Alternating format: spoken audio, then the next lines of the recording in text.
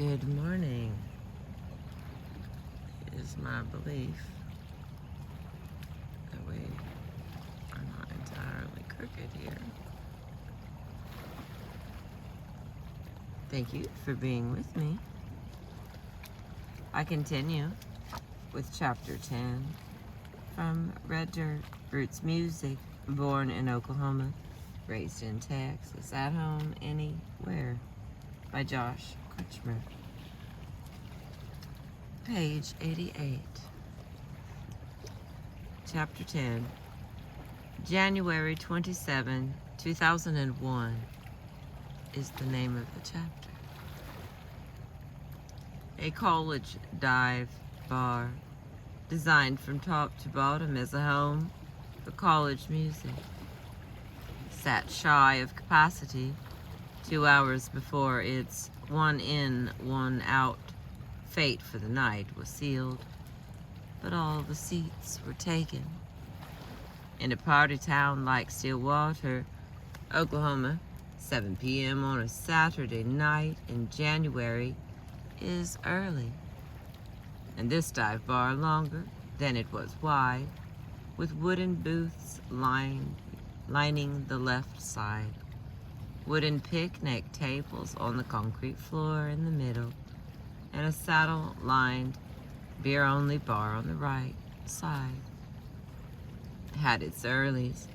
The people for whom 6 hours of beer drinking is in the same bar meant a guaranteed seat. Miss a seat at 7 and the punishment, when Cross Canadian ragweed started at 10, was standing so close to the next person there was barely room to lift a beer to drink it. The earlies had to be hardcore, sure, but they knew what they were doing. Or they did on this night, until the news alert scrolled across the television above the bar. Report: plane carrying Oklahoma State basketball team missing. A gasp or two, finger pointing. Second wave of gasps. A wave of, what? Silence. Stares. The Wormy Dog Saloon, perched 1 story above the Strip, the stretch of bars along Washington Street in Stillwater, running south from campus, where the fraternity and sorority houses fade into apartments and off-campus living. The Strip is far enough from Eskimo Joe's so as not to step on its toes, but close enough that a long bar hop is possible. Moreover, the Strip is the closest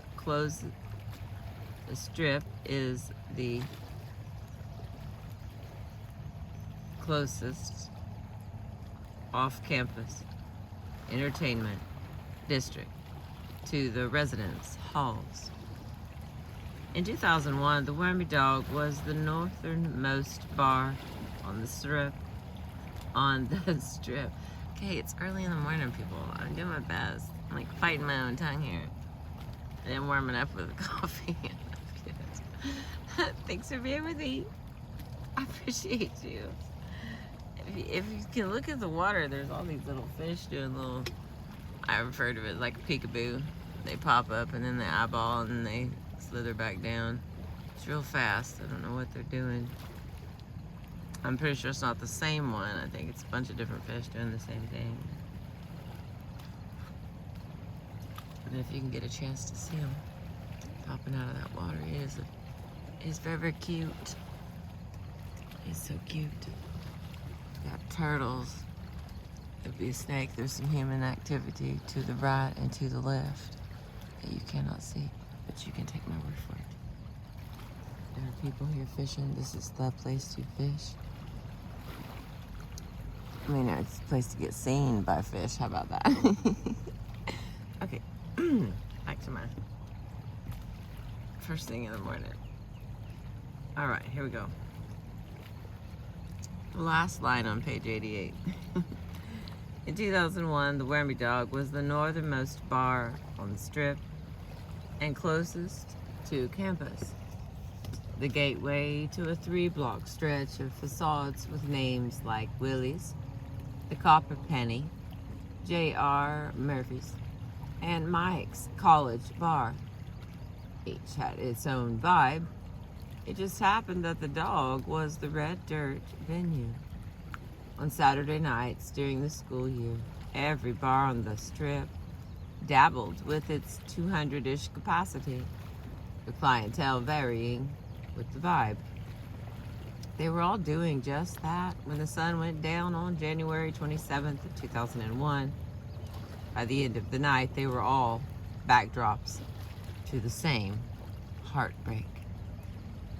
By the end of the night, a Beechcraft King Air charter plane had crashed in rural Colorado. By the end of the night, Nate Fleming, Daniel Lawson, Bill Teagans, Will Hancock, Jerry Weiberg, Pat Knowles, Kendall Durfee, Brian Lundstra, Bjorn Falstrom, and Denver Mills were confirmed dead.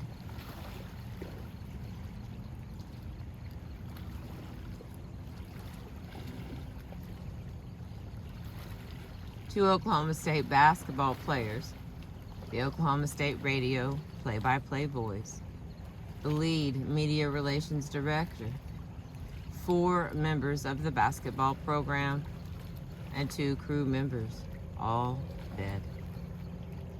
They were returning on one of 3 planes bringing the basketball team back from a defeat at Colorado that afternoon. They were on the one that did not make it. A few blocks away at a friend's house, within walking distance of the bar, Cross Canadian Ragweed got the news while getting ready to headline the Dog a few hours later. Fronting the band, Cody Canada and his bandmates, Jeremy Plato, Randy Ragsdale, and Grady Cross, excuse me, had rolled into town from the previous night's gig in Tulsa that afternoon to load in, joined by Canada's wife, Shannon, sound man Chris McCoy, and merch slinger Nathan Coit. I remember everybody being super excited about the gig, Cody Canada said. And I remember getting out of the shower and coming downstairs and all the girls sitting in front of the TV just crying. I remember not saying anything to them, but just looking at the TV and saying, holy shit, man. The news reports swept across Stillwater in waves. From 7 to 8 p.m., sketchy news of a plane that did not return. From 8 to 9, unconfirmed reports of a crash in Colorado. From about 10 p.m. on, the pieces all fit in the worst way imaginable. From about 10 p.m. on, the Whammy Dog's capacity hit, with 200, give or take, people inside and barely room to move, and another 10 to 15 lined up on the stairs outside, hoping to get in.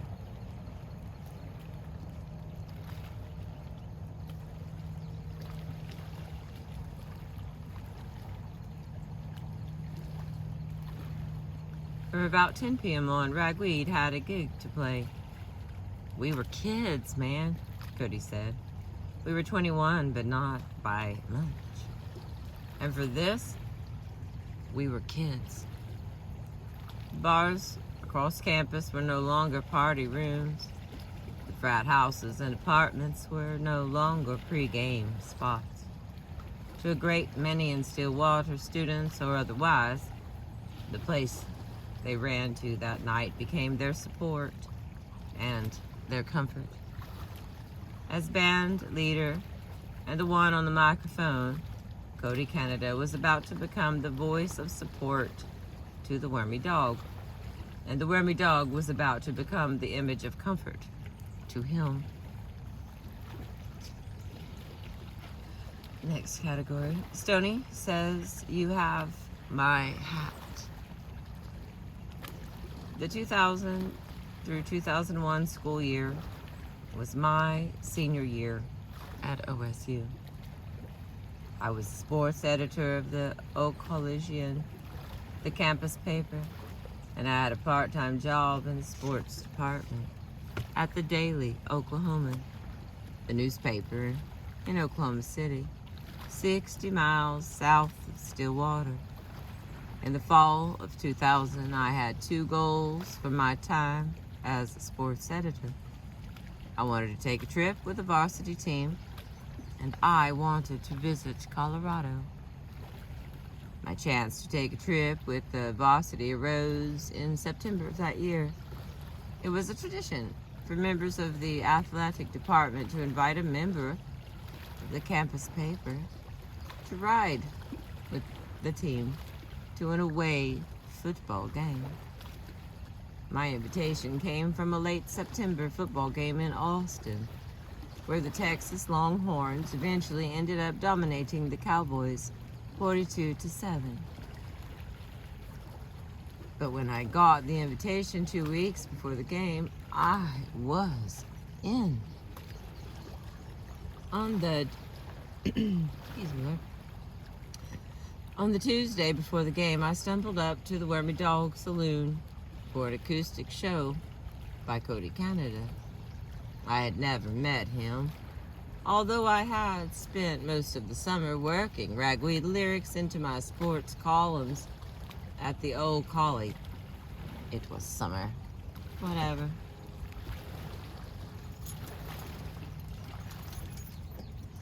Hang on, I gotta roll this window. Oh, Scar this time. I can see them all. Can you see them in the water? Oh my gosh. I'm trying to fix it. If you could see them, they're just hunting together. Oh my word. All right.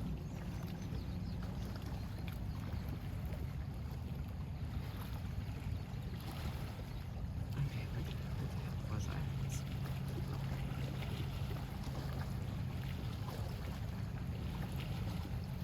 I? I had, however, met Stony LaRue. Stony lived in Stillwater and had spent the summer noticing the same shout-outs in my columns. I was new to Red Dirt, and when I saw I could get a reaction from him by name-dropping him or his musical friends, I started doing it more and more. So, when Canada came to the Wormy Dog for his acoustic gig, Stony made a point to introduce me. He pulled me over to Canada and started hyping me up like I wrote for Pitchfork or something. He's the sports editor, and he's writing about us like every day. Canada was cordial, but also immediately had an idea. Well, if you want to write about us, we're playing in Austin on Saturday night after the OSU Texas game at Lucy's. Me, Bolin, Stony, come on down. You can have all access. The football team's invite never stood a chance. I bailed on the trip and bailed on covering the team. Instead, I drove to Austin, interviewed Ragweed, and wrote up the concert at Lucy's Retired Surfers Bar. Stony had opened, wearing a big cowboy hat. Jason Bolin and the Stragglers middled with easily a 90-minute set, and Ragweed closed with 90 more before they all jammed an encore. The bartenders at Lucy's made a drink that involved setting the ceiling on fire. I made the right call. I didn't leave the athletic department in a lurch. I sent my assistant sports editor in my place. On the return trip to Stillwater after the game, he was seated next to OSU play-by-play voice Bill Tiggins. 8 months later, I had a chance to knock the other must-do off my list. Excuse me. I talked the old collie managers into ponying up money for a flight and hotel to send me to Colorado to cover the OSU Colorado football game at the end of October. Ultimately, the Buffaloes held off the Cowboys 31-27. But when I set up that trip 2 weeks before the game, I was in. And when I went to the Wormy Dog, and then I went to the Wormy Dog. Stoney LaRue had an acoustic gig and told me he was putting a band together. We're playing down in New Braunfels, opening for the Great Divide. Come check us out. My trip to Colorado never stood a chance. I bailed on the trip and bailed on the covering the game.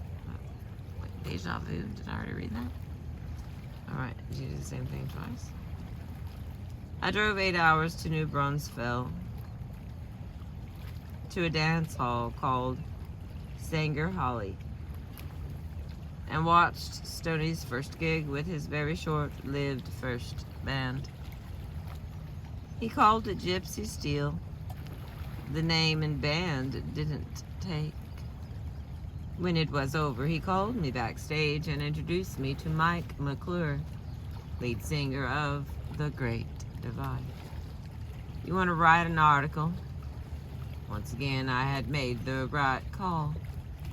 By the end of 2000, I was wildly comfortable in the red dirt scene. The ethics of writing about something you wanted to be a part of may not have been high, but the results were. On New Year's Eve, I talked a friend into riding through a snow and ice storm from Stillwater to Stephenville, Texas, where Ragweed headlined the year-end show, and I ended up in the band's hotel room for an after party. You'll never believe this, but Stoney LaRue showed up to the party. Stoney was wearing what I thought was a cool hat. Later on, I would learn it was a bowler hat given to Cody Canada by Mike McClure. But that night, it was just a cool hat. I was wearing a Lucy's Bar baseball cap I had bought on that earlier trip to Austin. At some point, Stoney grabbed my hat, placed the bowler hat on my head and mine on his, and went back to whatever he was doing. The next day, after a drive back to Stillwater and Straggler's show at the Tumbleweed, after which my friend who had driven me on the trip got a very questionable DUI, I made it home. And I had Cody's hat. January became less about my last semester in college and more about red dirt exploration. I spent an all-nighter at the Yellow House where LaRue and Bolin had brought Bob Childers and Randy Crouch over to jam. The sun had long risen before the musicians ended the session with Crouch's Big Shot Rich Man. I made a solo trip to Lucy's for my 22nd birthday, the weekend of January 20, where Ragweed played again. But the weekend of January 27, I had a different plan in mind. The Cowboys were playing at Colorado in basketball. This was my last chance at a Colorado trip, so I decided to make a play at combining my goals. I also knew full well that Ragweed had 2 gigs that weekend.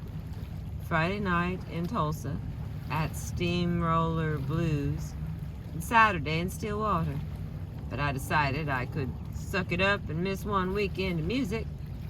I tracked down OSU basketball media relations director Will Hancock and asked if there was any way he could make room for me on the team flight to and from Boulder for the basketball game. Will liked me and told me he'd try and get back to me. This was on Monday, 6 days before the game.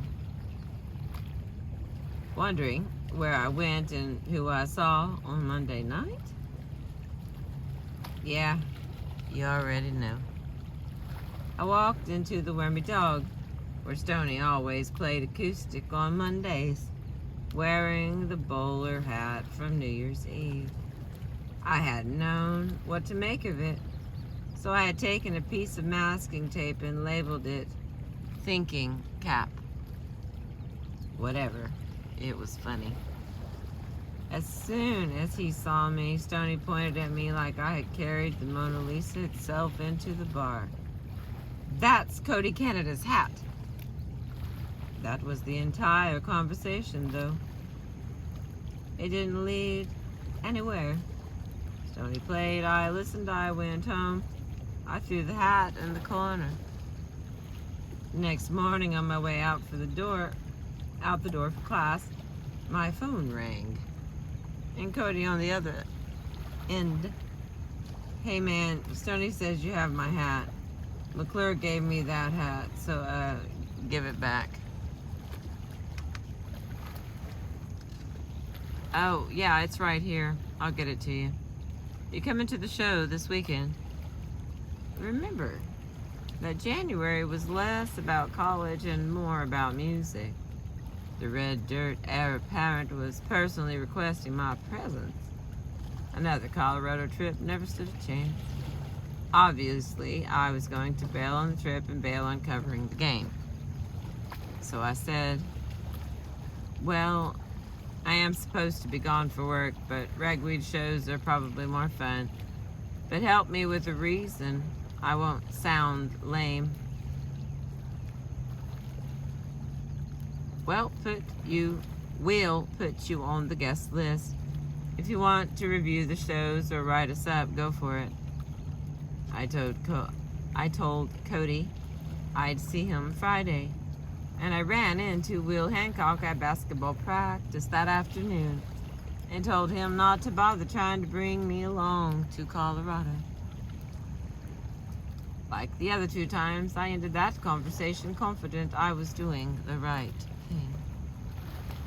In retrospect, I have no idea if I'd have gotten an official invitation, and I have no idea where I'd have been flying if I did.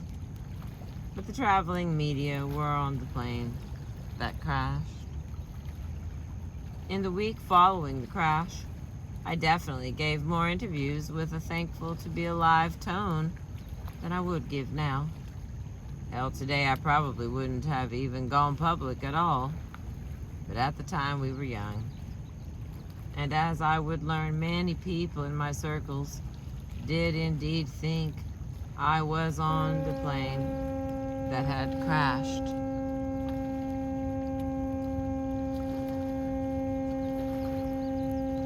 Well, good morning, folks.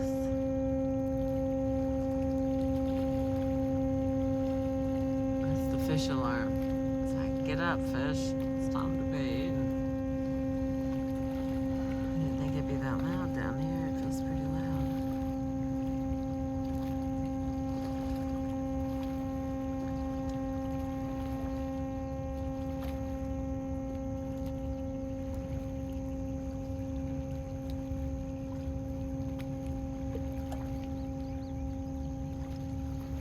No, the night it happened, I was at the Wormy Dog, going through hell with every other cowboy and cowgirl in the bar. The Wormy Dog was maybe 200 yards from the door to the newspaper office. When the news came on TV, I was at the bar, but I nearly immediately ran over to the Old Collie office. It was a journalistic reaction. Excuse me. I didn't need time alone. I just wanted to know what happened. Being a Saturday night, we did not have a paper to put out the next day. Our next edition wouldn't be published until Monday. But I watched the names roll by and the confirmations come in. My initial knee-jerk reaction was straight-up horror for Karen Hancock, the Oklahoma State women's soccer coach. My first paid beat at the old Collegian had been covering her team the season before. She was married to Will Hancock. Their only child, Andy, had been born the previous November, barely 2 months before. Then I thought of Eddie Sutton. The Cowboys basketball coach was clearly in the twilight of his career, and coaching his alma mater had been viewed as the ultimate homecoming story in Stillwater. Now he would have to be the public face of unspeakable tragedy on campus and throughout college basketball. Next, I thought about Bill Teagans and the radio team. I had met Daniel Lawson and Nate Fleming plenty of times before. This was all in the span of maybe 90 seconds, sitting alone in the newsroom. The magnitude set it swiftly. A wave of realization swept over me. This was going to devastate OSU, and as sports editor, I was going to be responsible for our coverage. It's the same professional responsibility that sweeps over me now. When a disaster strikes, journalists get steely-eyed. They get tunnel vision. They find a way to separate themselves from the story and to tell it. The good ones do it compassionately. The good ones know their audience. I learned all that. For once and for good, sitting alone at my desk at the newspaper office, while the campus and city were in shock all around me. I resolved at the time to be the first one at work on Sunday. I'd come up with a plan, and as a paper, we would be the comfort that campus needed. But back in the moment, I also knew all I wanted to do was get back to the Wimby Dogs, so that's where I went. Not long after I got back, 2 college newspaper bosses ran frantically into the Dog, my editor-in-chief and my managing editor. They saw me and dashed through the heads and arms and beers to me. We had a group hug. "So, you weren't on the plane, huh?" the managing editor, Josh Crutchmer, said. That was the first time I thought of myself. The exchange I had about going to the game had been so fleeting that I forgot I had told newspaper colleagues I was trying to go. I had been in the same panic as the rest of campus, not even thinking that there was a group of people who thought I had gone with the team, and it would be several more hours before I'd get home to a succession of voicemails from my own frantic family. No, I wanted to come get drunk and listen to music instead, is what I think I said back. "Okay, well, now that we see you're okay, we're going to go out to a press conference at the airport. You want to come?" "Nah, we got it. You need to be here tonight." "Okay, but I'm in charge tomorrow. Get to the office when you can, but get some rest too. I'll have a plan." This exchange took place in front of both candidates as well as bar owner Eric Woolley. When my co-workers left, 3 sets of blank stares hit back at me. All I said was, "I think I would have on that plane." What else can you do? We cried. Okay, my phone is very warm, but we've only got like half a page left and we'll be done with chapter 10.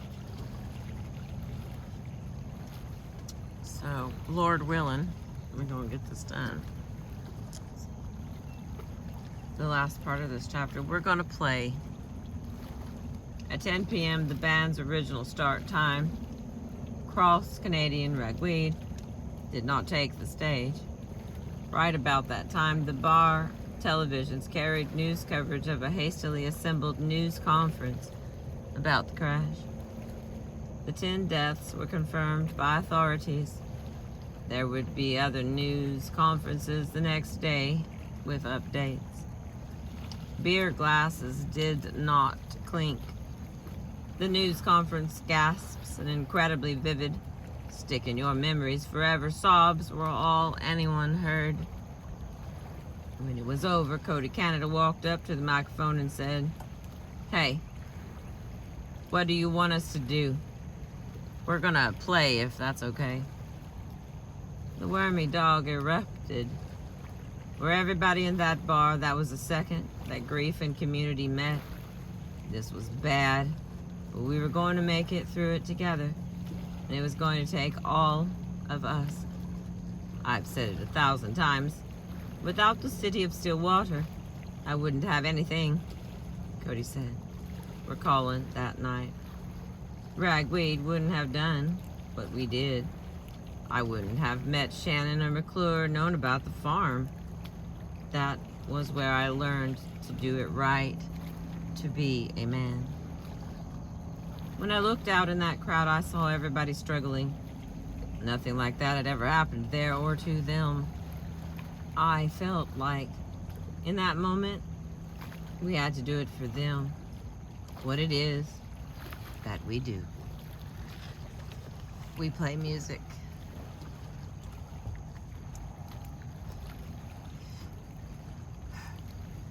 Back at the Wormy Dog that night,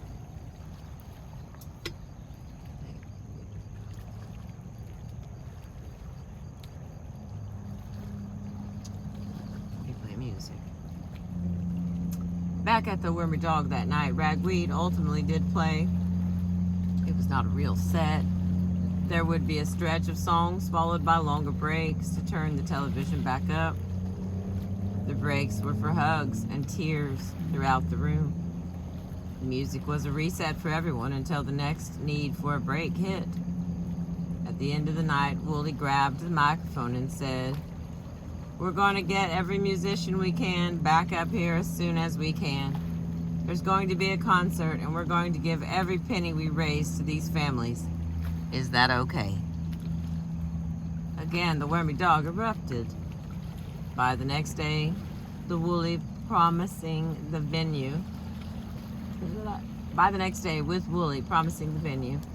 Canada had rounded up Boland, LaRue, the Red Dirt Rangers, and Steve Rice for a benefit concert that would ultimately fall 10 days later. The same night, the basketball team played its first home game after the crash.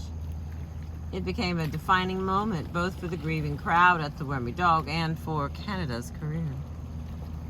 There needed to be somebody leading the charge, and I'm very capable of doing it, Canada said. There needed to be some organization.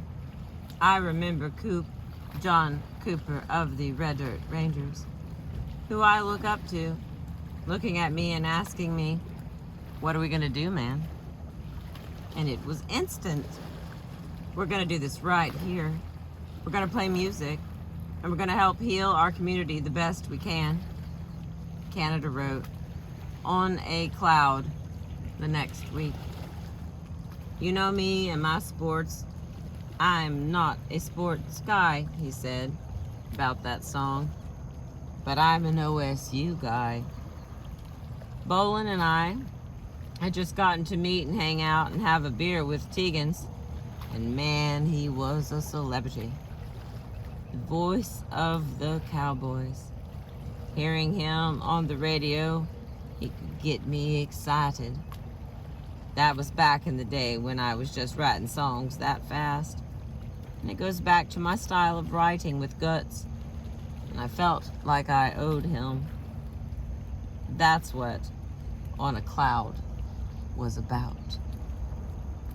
On a Cloud made it onto Cross Canadian Ragweed's The Purple album as the 10th track. You can There's a train, and here's the final lines of this chapter in case I lose you. Tell my brothers that I love them. Tell my sisters that I'm free. Tell my children how much I miss them. But heaven's waiting there for me on a cloud.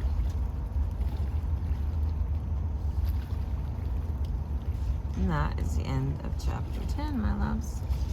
We did it. Looks like chapter 11 is a little too long to add into this. Okay, to be fair, it's only like 4 pages, so if I can cool my phone down, I might try this again. But it's a busy day. It's a Tuesday. All day long. Y'all make sure you get out and enjoy some of the Tuesday. Get some Tuesday on you. I appreciate you. Thank you for being with me.